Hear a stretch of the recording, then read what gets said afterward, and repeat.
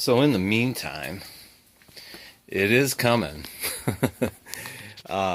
Man, this fucking guitar plays like butter, and I'm gonna review it soon. But this guitar deserves to be perfect. I put the pickups from the Devlin in there, the original pickups, and the wiring and all that. And I didn't like the way the wiring that goes from the switch, so I got some wire to replace that. So that's next on my list. And then you see these little guys here? So where those go, they go right in there. See that? You can see that they're broken. One over here is kind of almost just gone. So it's like a little bushing. They call them spring. God, what do they call it? Spring-loaded tuner springs or something like that.